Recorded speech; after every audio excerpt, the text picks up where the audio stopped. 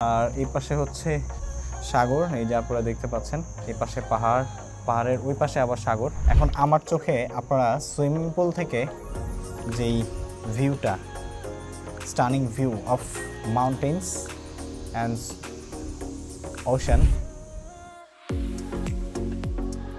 এটা দিয়ে আমি সাধারণত আমার ব্লগ ভিডিওগুলো করি, কিন্তু দেখতেই পাচ্ছেন আমি এটাকে রোদে শুকাতে দিয়েছি। আগে কি আছে আজকে? গরু গোশত দেন, রাইস দেন আর ডাল। এই যে খুবই সুন্দর গরুর মাংসের কালারটা। So guys, I am finally in Ao Nang beach.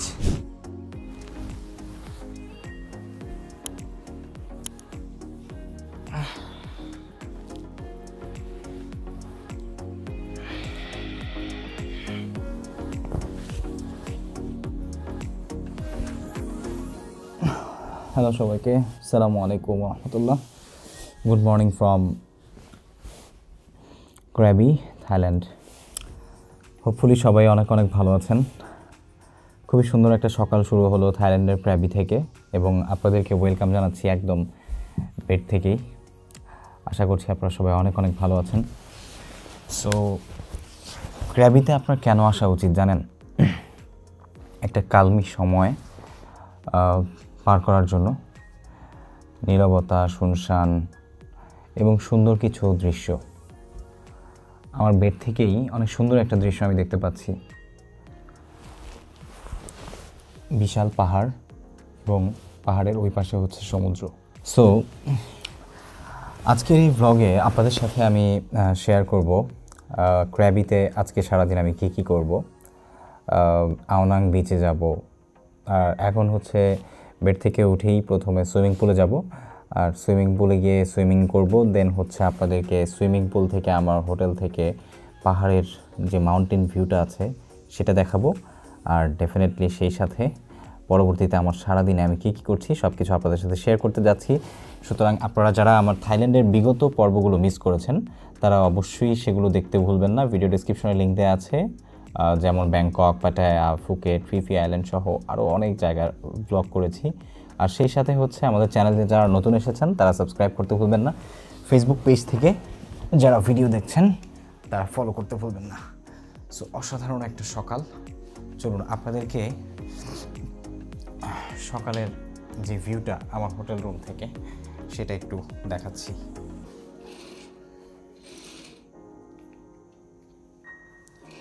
দেখুন,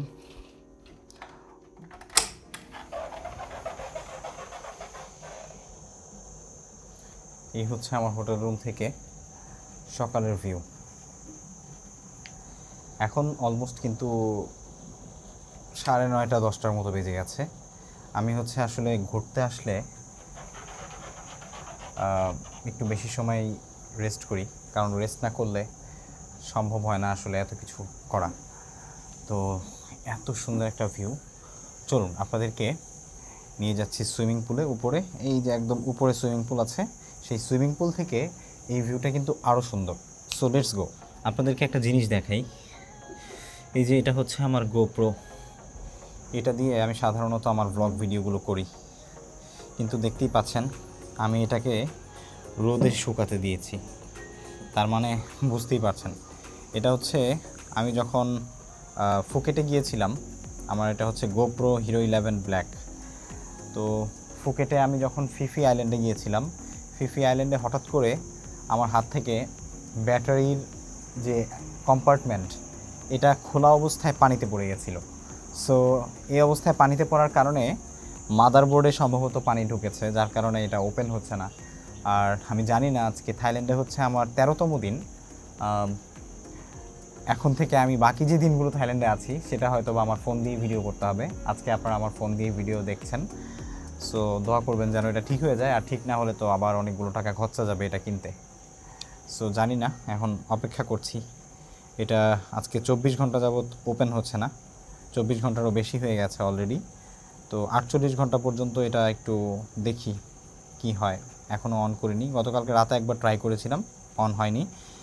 এখন আবার করি। বাই দ্য ওয়ে, এটার প্রাইস অনেকে জানতে চাইতে পারেন। এটার শুধু বডি প্রাইস এখন বাজারে আপনি হয়তো বা 40-45 হাজার টাকায় পেয়ে যাবেন, কিন্তু আমি যখন কিনেছিলাম তখন ছিল এটা 53,000 টাকা। আর এটার সাথে আরও অন্যান্য সকল জিনিসপত্র যেগুলো কিনেছি সেগুলো মিলে মোটামুটি প্রায় 1 লাখ টাকার আমি অ্যাক্সেসরিজ কিনেছিলাম।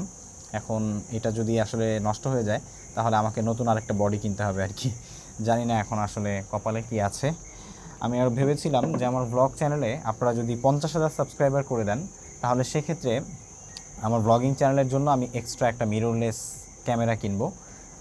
যদিও আমার টেক চ্যানেলের জন্য আমি FX3 ইউজ করি সিনেমা ক্যামেরা, কিন্তু হচ্ছে ব্লগিং চ্যানেলের জন্য আসলে সেটা নিয়ে ক্যারি করাটা একটু মুশকিল মনে হয় আমার কাছে। করা যায় কিন্তু তারপরও মুশকিল মনে হয়। আর এত দামি ক্যামেরা নিয়ে আসলে যে কোনো জায়গায় ভ্রমণ করাটাও একটু ভয়ের ব্যাপার। তো যাই হোক, আমি ভেবেছিলাম যে 50,000 সাবস্ক্রাইবার হলে আমি একটা মিররলেস ব্লগিং ক্যামেরা কিনবো সনি ZV-1 এর মতো, যেগুলো কম্প্যাক্ট এবং ছোট, আর সেই সাথে গোপ্রোটাও থাকবে। এবং একটা ড্রোন কিনলে মোটামুটি আপনারা ব্লগের খুব সুন্দর এই যে সিনারিগুলো কিন্তু আপনারা তখন হচ্ছে গিয়ে আমার ব্লগের মাধ্যমে আরও ভালো উপভোগ করতে পারতেন। কিন্তু এখন একটা বাধা চলে আসলো, জানি না এটা তো আর ওপেন হয় কি না। যদি ওপেন হয় তাহলে তো ভালো, নতুবা আরেকটা খরচ বেড়ে গেল আর কি। সো এটা রোদে দিয়ে যাচ্ছি। ঘর একদম এলোমেলো করে রেখেছি, ঘরের কথা বলে লাভ নেই। দেখতেই পাচ্ছেন এক জায়গায় চিপসের প্যাকেট, এক জায়গায় ম্যাকবুক পড়ে আছে, আর আমার জিনিসপত্র সব এলোমেলো হয়ে আছে। হোটেলটা খুবই সুন্দর, এই দিক থেকে ঠিক আছে। সো চলুন এবার আমরা সুইমিং পুলে যাই। এমনিতে আমার সব গ্যাজেট আমি এলোমেলো করে রেখেছি, তো এর মধ্যে আমি চাচ্ছি না যে আমার রুমে কেউ রুম সার্ভিস দিতে আসুক, তো এই জন্য আমি দিয়ে রাখবো প্লিজ ডু নট ডিস্টার্ব। এটা আপনার দরজায় আপনি ঝুলিয়ে রাখলে আপনাকে আর ডিস্টার্ব করবে না হোটেলে। আর এটা হচ্ছে please make up my room, এটা যদি আপনি ঝুলিয়ে রাখেন বাহির দিয়ে তাহলে আপনার রুম ক্লিন করার জন্য রুম সার্ভিস আসবে আপনার অনুপস্থিতিতে। আর এটা হচ্ছে টাওয়াল রাখার নিয়ম আর কি। তো এটা আপাতত এখানে রাখি, আমরা কার্ডটা নিয়ে নিই। ওকে, জুতোই নিয়ে নিই, জুতো না পরে বের হয়ে যাচ্ছি। ক্যামেরা নষ্ট হয়ে গেলে যা হয় আর কি, মাথা পুরো এলোমেলো হয়ে গেছে। Here we go. Okay, card কিন্তু নিয়ে বের হবেন, কারণ কার্ড যদি সঙ্গে না থাকে তখন আবার ঢুকতে পারবেন না। সো আমি যেহেতু সাথে এটা নিয়ে এসেছি, এটা আমি এভাবে দিয়ে দিচ্ছি, please do not disturb. Okay, so এই পাশে হচ্ছে লিফট। হোটেলটা খুবই সুন্দর। লিফটের 5 তলায় হচ্ছে মোটামুটি সুইমিং পুল যাওয়ার জন্য ফায়ার এক্সিট দিয়ে বা ইমার্জেন্সি এক্সিট দিয়ে যেতে হয়, এই হচ্ছে বিষয়। হোটেলটা খুবই নিট অ্যান্ড ক্লিন, মানে ডেফিনেটলি যদি বলা হয় রিকমেন্ড করবেন কি না অবশ্যই বলবো। 5 তলায়।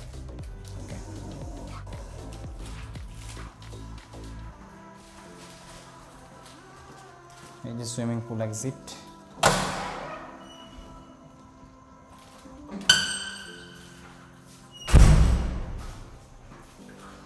সুইমিং পুল আর বার একসাথে।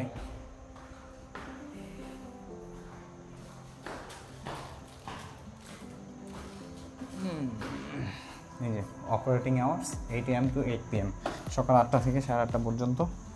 এ পাশে হচ্ছে বার। ভিউটা দেখেন, গতকালকে রাতে দেখিয়েছিলাম একটা ভিউ, ও অসাধারণ।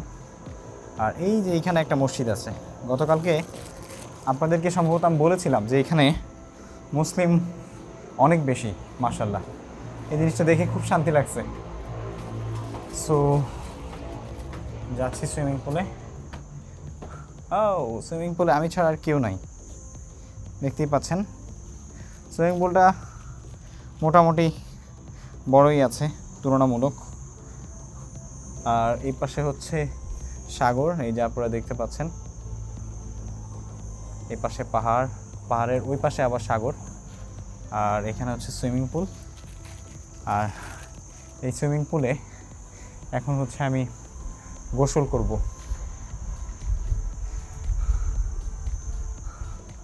ওয়াও, এই পাশেও আরেকটা মসজিদ আছে। ও না, ওইটাই তো দেখিয়েছিলাম সম্ভবত। হ্যাঁ, এই মসজিদটাই সত্যি অসাধারণ। মানে এই জায়গায় মানুষজন কম দেখে বেশি শান্তি লাগে। আপনারা যদি চান এমন কোনো জায়গায় আসতে থাইল্যান্ডের, যেখানে হচ্ছে মানুষজন কম, তাহলে এটা রেকমেন্ডেড। বাই দ্য ওয়ে এখানে দেখেন একজন কে যেন সানগ্লাস ফেলে চলে গেছে, তো আমি আমার এটা এখানে রেখে দিচ্ছি। না, ওইখানে রাখি, যেহেতু ওই দিক দিয়ে উঠতে সুবিধা, ওই পাশে রাখি ব্যাগটা রেখে হচ্ছে আমি সুইমিং পুলে নামবো। আকাশটা কত সুন্দর হয়ে আছে, আকাশটা একদম নীল, এদিকে নীল আকাশ, সবুজ পাহাড়, নীল পানির সমুদ্র, আর হচ্ছে কিছু সময় ভালো কাটানোর ইচ্ছা। এটুকু থাকলেই আপনি কিন্তু এরকম একটা জায়গায় আরাম করতে পারবেন। ওকে, এবার পানিতে নামি। জুতোগুলো রেখে নিই এই পাশে। পানি কি গরম না ঠান্ডা আগে এটা দেখি। না, পানি খুব বেশি একটা গরম না।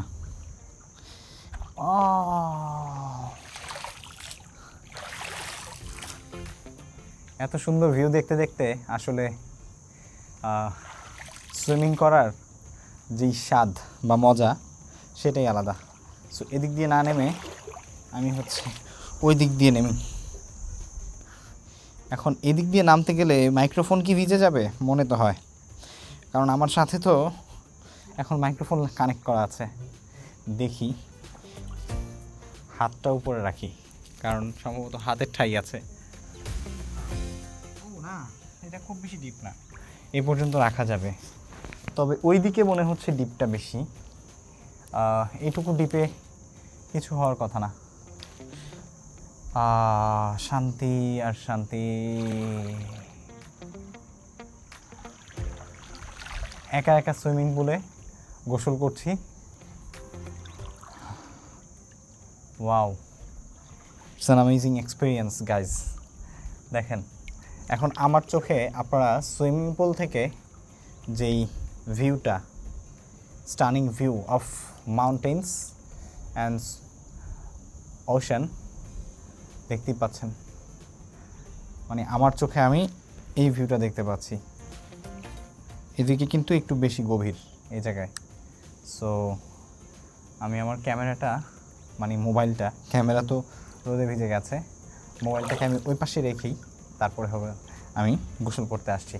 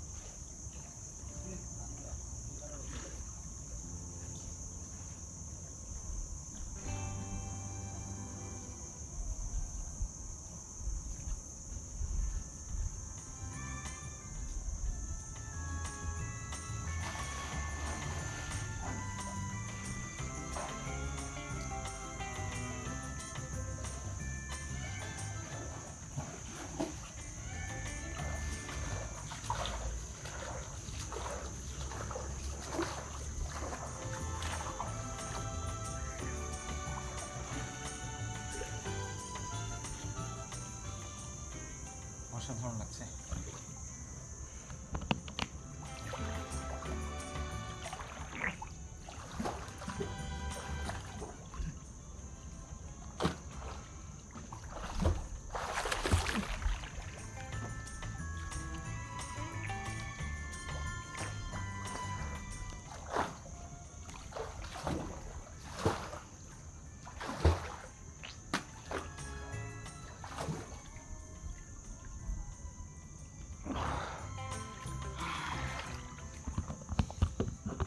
এখানে কিন্তু খুব বেশি ডিপ নাই, আর ডিপ না থাকার কারণে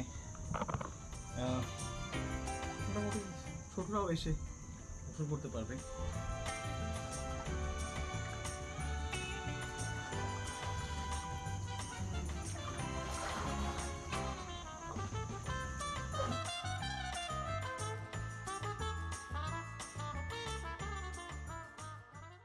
বাই দ্য ওয়ে, আমি আজকে যে হোটেলটায় উঠেছি, এই হোটেলটা একদম আওনাং যে বিচটা আছে, এই যে এখান থেকে আওনাং বিচটা দেখা যাচ্ছে, একদম আওনাং বিচের পাশেই, জাস্ট 800 মিটার দূরে আর কি, 800 মিটারের মতো, এতটুকু দূর, যেটা পায়ে হাঁটার মতো আর কি। তো অনেকেই হোটেলের ভাড়া জানতে চাইতে পারেন। এখানে আসলে আমার 2 নাইটসের জন্য ভাড়া নিয়েছে 6200 টাকা। আমি আমার কার্ড দিয়েই বুক করেছিলাম agoda.com থেকে।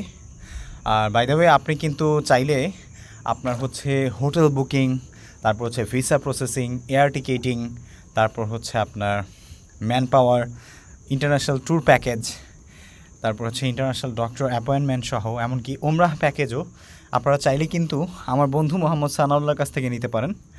আর সানাউল্লাহ হচ্ছে ওর কর্ডোবা ফ্লাই সলিউশনের মাধ্যমে আপনাদেরকে সবচেয়ে সেরা এবং নির্ভরযোগ্য সেবা দিতে প্রস্তুত। আপনারা অনেকে আমাকে মাঝে মাঝে জিজ্ঞাসা করেন যে ভাইয়া, আপনি আপনার যেই ট্রাভেল ডেস্টিনেশনগুলো সেখানে কীভাবে যান, ভিসা প্রসেসিং কীভাবে করেন, এয়ার টিকেটিং কীভাবে করেন, আমাকে most of the time Sanaullah করে দেয়। তো এই জন্য আমি আপনাদেরকে রিকমেন্ড করছি, আপনারা চাইলে সানাউল্লাহর কাছ থেকে কিন্তু আপনাদের থাইল্যান্ডের ভিসা সহ বিশ্বের যে কোনো দেশের visa processing, air ticketing, man power, international doctor appointment, tour package, even উমরাহ প্যাকেজও কিন্তু চাইলে আপনারা নিতে পারবেন। এই হচ্ছে ব্যাপার। তো এই হোটেলটা আসলে খুবই পরিষ্কার। আমি এই পর্যন্ত থাইল্যান্ডে ব্যাংককে থাকলাম, পাটায়াতে থাকলাম, ফুকেটে থাকলাম, তার মধ্যে সবগুলো হোটেলই মোটামুটি বেশ ভালো সুন্দর ছিল। এই হোটেলটা একটু বেশি নিট অ্যান্ড ক্লিন মনে হচ্ছে, তবে এর কারণও আছে। এখানে সম্ভবত গেস্ট কম, এখানে বলতে ক্র্যাবিতে এখন গেস্ট কম, কারণ এটা আসলে সিজন বলা যায় না। আমি যে সময়টা এসেছি এটা সিজন নয়, সিজনের টাইমে হয়তো বা আরও বেশি চাপ থাকে, যেমন হচ্ছে অক্টোবর, নভেম্বর, ডিসেম্বর, এই সময়গুলোতে। তো এই ছিল আসলে এই হোটেল রুমের ভাড়া।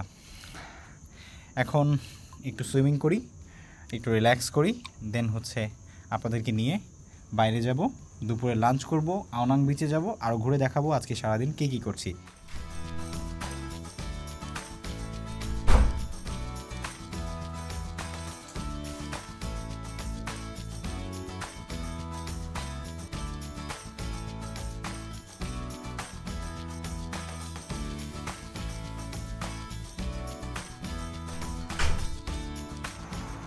সো হোটেল থেকে বের হচ্ছি।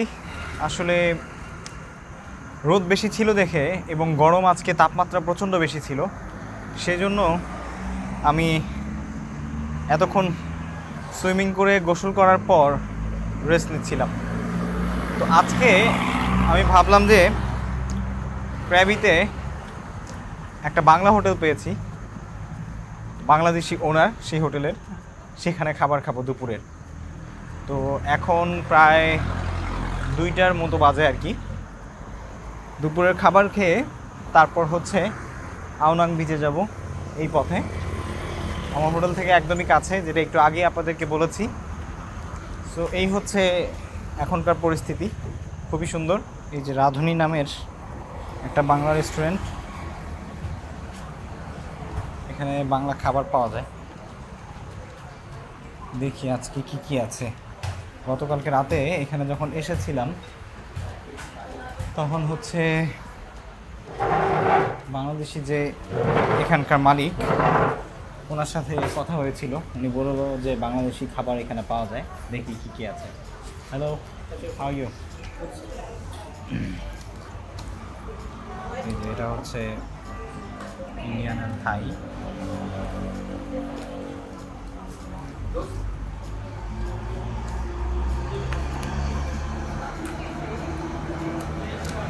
সো আমি আগে দেখি কি পাওয়া যায়, দেন হচ্ছে অর্ডার করি।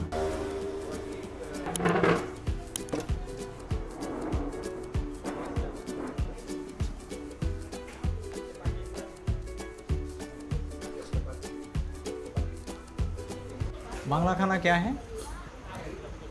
ঠিক আছে। তো এখানে আসলে ইন্ডিয়ান, বাংলাদেশি এবং হচ্ছে থাই সবাই আছে। আপনি 3টা ভাষাতেই কথা বলতে পারবেন। তো এদের ছেলেটা ছিল, ও হচ্ছে ইন্ডিয়ার উত্তরপ্রদেশ থেকে। গতকালকে রাতে ওর সাথে কথা বলেছিলাম। ডেজার্টও আছে, mango sticky rice, fruit salad, mix fruit with ice cream. আচ্ছা, ব্যানানা স্প্লিট। আচ্ছা আগে খাবার খাই, দেন হচ্ছে ডেজার্টের অনেক কিছু এখানে দেখা যাচ্ছে যেগুলো খুবই সুন্দর লাগছে আমার কাছে। এই যে মিক্স ফ্রুট উইথ আইসক্রিম, এটা মনে হচ্ছে এইটা খুবই সুন্দর লাগছে, দেখতে যেমন লাগছে খেতেও তেমন লাগে কিনা সেটা দেখতে হবে। আঙ্কেল কি আছে আজকে?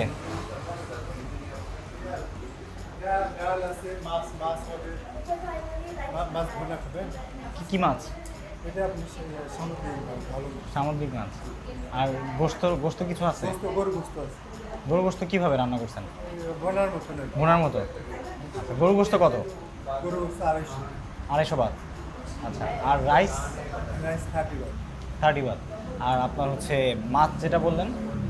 মাছ হলো আপনি 260। আচ্ছা তাহলে আমার আর ডাল কত? ডাল 130, 130। আচ্ছা ডালটা কি মুসুরির ডাল?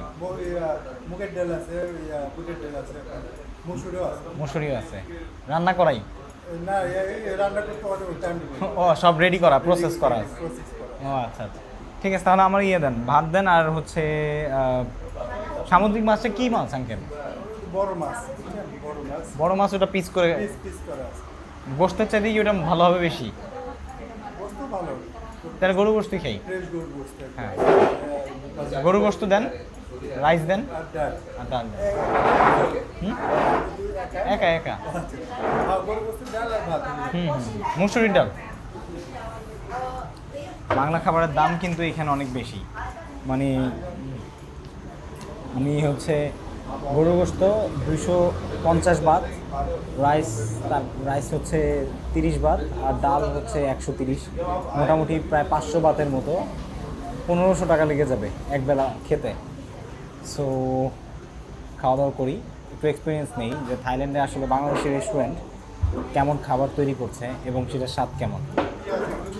পেঁয়াজ দেন? হ্যাঁ হ্যাঁ দেন দেন দেন, লেবু দেন। ওকে, আমার কাছে একটা পানির বটল আছে, যেহেতু আছে।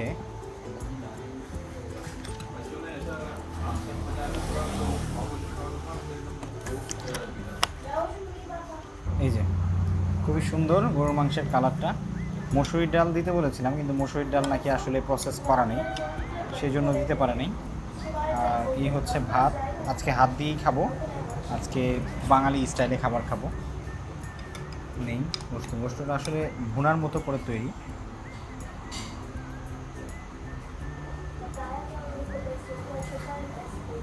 উনি বললো যে ভাই আঙ্কেল একদম ফ্রেশ, আপনি ভালো খেতে পারবেন ইনশাল্লাহ। তো নিয়ে দেখি।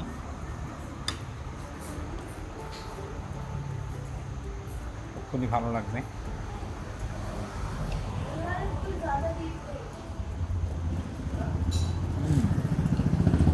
রাইসের গ্রানটা খুবই মজা।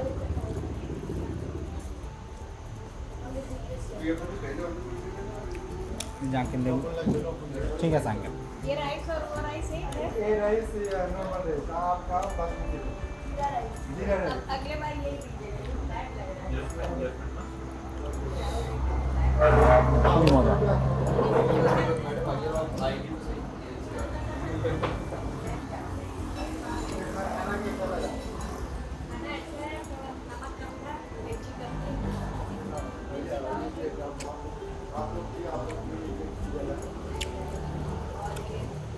আসলে বাংলা খাবারের তুলনাই হয় না ভাই, মানে ঝাল একদম বেশিও না আবার কমও না, লবণও পারফেক্ট। मटन का अच्छा लग रहा है ग्रेवी, ब्लैक ब्लैक निकली है ना, ये एक ही अच्छा लग रहा है। থাইল্যান্ডে এসে এই প্রথম হাত দিয়ে খাবার খাচ্ছি।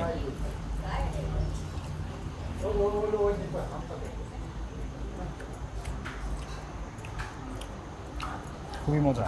তো হোটেলে খাবার দাবার শেষ করে বের হলাম, মোটামুটি 300 বাথের মতো আসলো আর কি, 280 বাথ একটা ভাত, আর হচ্ছে একটা গরুর গোশতের মিল আর কি, মোটামুটি প্রায় 900 টাকার মতো আর কি বাংলা টাকায় হিসেব করতে গেলে। বাংলা খাবার এবং ইন্ডিয়ান খাবারের দাম কিন্তু থাইল্যান্ডে অনেক বেশি। এর আগে আমি ব্যাংককেও বাংলা খাবার দেখেছি, সেখানেও প্রচুর দাম। আপনি থাই খাবার খেলে অথবা চাইনিজ খেলে অথবা হচ্ছে আপনি অন্যান্য লোকাল ফুড খেলে কিন্তু দাম অনেক কম। যেমন হচ্ছে 300 টাকায় আপনি চাইলে সারাদিন কভার করে ফেলতে পারবেন, 300 বাতে আর কি। আর সেই জায়গায় আমি এখন এক বেলাই খেলাম 300 বাত দিয়ে। So that's the way. তো আজকে রাতে আবার ইনশাল্লাহ থাইয়ের অন্য কোনো ডিশ ট্রাই করব, যেহেতু দুপুরে বাংলা খাবার খেলাম। আজকে মনে হয় যে সেই 13 দিন পর, হ্যাঁ 13 দিন পর আজকে বাংলা খাবার খেলাম। এতদিন সব থাইল্যান্ডের বিভিন্ন খাবার খেয়ে খেয়ে থেকেছি, খুব ভালো লাগছে। খরচ একটু বেশি হলেও মোটামুটি তৃপ্তি লাগছে খেয়ে আজকে মনে হচ্ছে। আর আরেকটা ব্যাপার হচ্ছে আজকে হাত দিয়ে খেয়েছি, ঠিক আছে। এতদিন চামচ দিয়ে খেয়েছি, স্পুন দিয়ে খেয়েছি, কাঁটা চামচ, তারপর হচ্ছে ছুরি, এগুলো দিয়ে। তো নাইফ, কাঁটা চামচ আর মানে নর্মাল চামচ দিয়ে খাওয়া আর হাতে খাওয়া, এই দুইটার মধ্যে কিন্তু অনেক পার্থক্য আছে। সো এখন আমি হচ্ছে একটু 7-Eleven যাব, 7-Eleven থেকে একটা ড্রিঙ্কস কিনবো। ড্রিঙ্কস খেয়ে তারপরে হচ্ছে ড্রিঙ্কসটা খেতে খেতে বিচে যাব। বিচ পারে আজকে সূর্যাস্ত পর্যন্ত থাকবো। ওদের রাস্তাঘাটগুলো এত বেশি সুন্দর, দ্বীপের মধ্যে দ্বীপ এবং সেই দ্বীপের মধ্যেও এত সুন্দর রাস্তা ওরা নির্মাণ করে রেখেছে। টুরিস্টরা কেন আসবে না? দেখুন এত সুন্দর পরিবেশ, রাস্তাঘাট সব কিছুই খুব সুন্দর, এবং যেখানে সেখানে বসলেই আপনার কিন্তু ভালো লাগবে। হাঁটতে হাঁটতে ভাবলাম আপনাদের সাথে একটা ইম্পর্ট্যান্ট জিনিস শেয়ার করি, আর সেটা হচ্ছে আপনারা বিশেষ করে যখন এই ধরনের আইল্যান্ড, সি বিচ, তারপরে হচ্ছে ফুকেট বা যে কোনো সমুদ্র সৈকতের দিকে যখন যাবেন, তখন ডেফিনেটলি খুব বি কেয়ারফুল থাকবেন। মানে যে কোনো সময় আপনার পা পিছলে যেতে পারে, আপনার হাতে কোনো কিছু থাকলে সেটা পড়ে যেতে পারে। যেমনটা হচ্ছে আমার গোপ্রোটা মানে পানি ঢুকে এখন আমার কিন্তু ফোন দিয়ে ভিডিও করতে হচ্ছে। সো এই প্রবলেমগুলো কিন্তু আপনার সাথেও হতে পারে। তো এই জন্য সবসময় বি কেয়ারফুল থাকবেন, যাতে আপনি কোথাও মানে স্লিপি আছে কি না, আর সেখানে গেলে আপনার আসলে শুজ পরে যাওয়া উচিত কি না। আর প্রত্যেকটা এভরি সিঙ্গেল স্টেপ, বিশেষ করে সমুদ্রের বিচে এবং যেখানে বিশেষ করে পাথর আছে, আমি কিন্তু পাথরেই স্লিপ করেছিলাম। সো এই পাথরেই স্লিপ করার পরেই আমি কিন্তু পায়েও ব্যথা পেয়েছি, আমার এক জায়গায় একটু ছুলে গিয়েছিল, আবার সেই সাথে হচ্ছে আমার গোপ্রোটাও পানি ঢুকেছিল। মানে মোস্ট মানে কি বলবো, ডেফিনেটলি একটা মানে ভালো একটা দিক ছিল যে আমার হাতে আমার ফোনটা ছিল, ফোনটা মানে পানিতে পড়ে নাই, ফোনটা একটু উপরের দিকে ছিল আর কি, সেজন্য পানিতে পড়ে নাই। না হলে আমার একদম সদ্য কেনা ফোন, আমি মাত্র থাইল্যান্ড থেকে 15 Pro Maxটা নিয়েছি, সো একদমই গোচ্চা যেত। যদিও ফোন আসলে মানে ডেফিনেটলি ওয়াটারপ্রুফ, বা আইফোনটা পানিতে পড়লেও কোনো প্রবলেম ছিল না, কিন্তু আছাড় খেয়ে তো ফোনে একটা ডিস্ট্রয় হতে পারতো, তাই না? সো এই হচ্ছে বিষয় আর কি। তো এই জন্য আমি বলছি যে যেখানেই যান, যেভাবেই হাঁটেন, যেখানেই থাকেন, প্রত্যেকটা এভরি সিঙ্গেল স্টেপে চেষ্টা করবেন যে নিজে সেফ থাকার, এবং আশেপাশে সবাই যেন আপনার সাথে যারা গেছে তারা সেফ থাকে, সবাইকে সেফ রাখার চেষ্টা করবেন, এই আর কি। সো এটা আসলে দিনের বেলায় একরকম লাগে, রাতের বেলা একরকম লাগে এই রাস্তাটা দেখতে। এটা হচ্ছে আপনার ক্র্যাবি সিটি এবং সেন্টারই বলা যায়। তো এখন আমি যাচ্ছি আওনাং বিচের দিকে।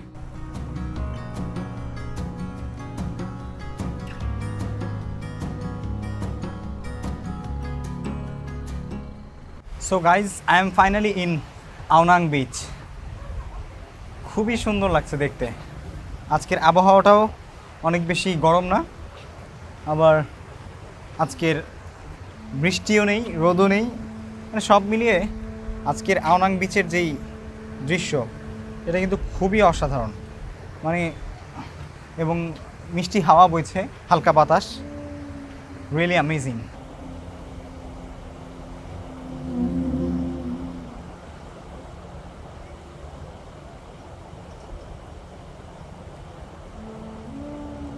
সো এই বিচটা কিন্তু খুবই শান্ত একটা বিচ, আর খুব বেশি মানুষ নেই, খুব বেশি ঝামেলা নেই, পানিটাও মোটামুটি বেশ ভালো স্বচ্ছ, এবং কাছের পাহাড়গুলো খুবই অসাধারণ। মানে আইল্যান্ড, সমুদ্র সৈকত এবং শান্তি সব কিছুর একটা সমন্বয় আছে। আবার দূরে কিছু লং টেল বোট দেখা যাচ্ছে। এই লং টেল বোটগুলো দিয়ে আপনি চাইলে কিন্তু রাইড দিতে পারবেন। এই যে প্রপেলার সহ যে বোটগুলো আছে এগুলোকে লং টেল বোট বলা হয় আর কি। সো এই লং টেল বোর্ডেরও কিন্তু আপনি চাইলে এখান থেকে ট্যুর নিতে পারবেন। দেখা যাচ্ছে এখান থেকে অনেকেই লং টেল বোর্ডের ট্যুর নিয়ে কেউ আসছে, আবার কেউ লং টেল বোর্ডের ট্যুর নিয়ে চলে যাচ্ছে। সো যে যার মতো এখানে আসলে এনজয় করছে। সত্যি পরিবেশটা অসাধারণ সুন্দর, যেটা আসলে এখানে না আসলে বোঝা বড় দায়।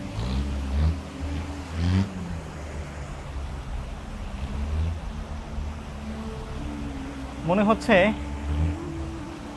এখান থেকে যত দূর চোখ যায় মাঝখানের শুধু ওই যে আইল্যান্ডগুলো আছে, এই আইল্যান্ডগুলো ছাড়া মনে হচ্ছে যে সব কিছুই সমুদ্রে ভরপুর। এদিকে তাকালে সমুদ্রের গভীরতা, সমুদ্র কা গহরায়া, এদিকে তাকালে সমুদ্রের গভীরতা, আর ওইদিকে তাকালে পাহাড়ের সৌন্দর্য, সব কিছু মিলে একটা সুন্দর জায়গা।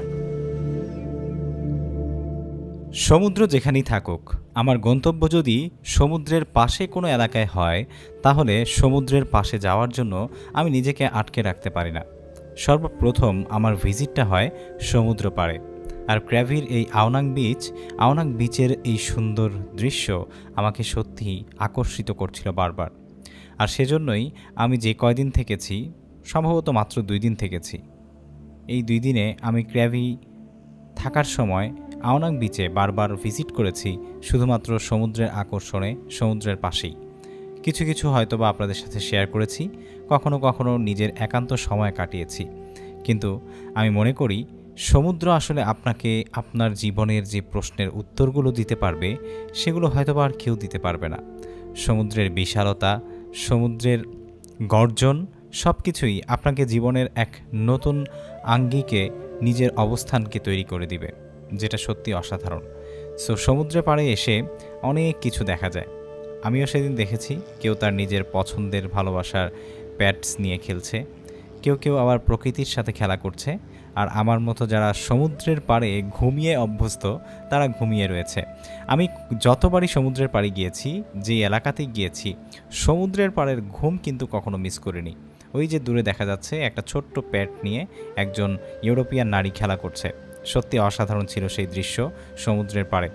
তো সমুদ্রের পাড়ে শুয়ে থাকার যে মজাটা, এটা হয়তো বা আপনারা অনেকেই নিয়েছেন, আবার অনেকেই নেননি। অনেকে মনে করেন এটা আবার কেমন দেখা যায়, কিন্তু আমার কাছে মনে হয় সমুদ্রের পাড়ে শুয়ে থেকে আপনি যে সময়টা পার করবেন, এটা আপনার কাছে এতটা শান্তিপূর্ণ লাগবে যেটা আপনি কল্পনাও করতে পারেন না। আর সেজন্যই আমি যত সমুদ্র সৈকতেই যাই, সেখানে যাওয়ার সময় একটা বেডশিট সাথে নিই, অথবা একটা চাদর বা একটা তোয়ালে নিই, যাতে শুয়ে ঘুমাতে পারি। আওনাং বিচের পাশেই অনেকগুলো ছোট ছোট দোকান আছে। এখানে জামা কাপড়, তারপর শোপিস, এগুলো পাওয়া যায়। আর এখানেও একটা গলি আছে, এই গলি দিয়েও আপনি চাইলে কিন্তু অনেক কিছু কেনাকাটা করতে পারবেন কাপড় চোপড়ের মধ্যে। এরকম আওনাং বিচ থেকে বের হয়ে পুরোটা রাস্তা জুড়েই কিন্তু অনেক দোকানপাট আছে, এবং সেই সাথে খাবারের দোকান, সব কিছুই আছে।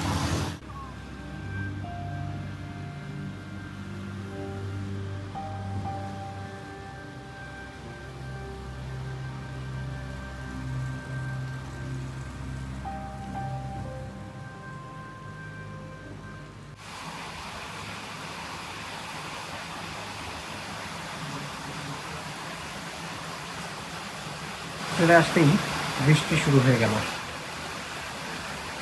বৃষ্টির এই রূপটা একটু ভিন্ন রকম।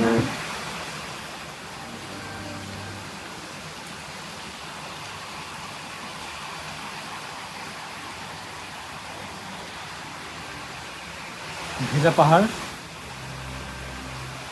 ভেজা গাছপালা, ভেজা মেঘ, ভেজা আকাশ।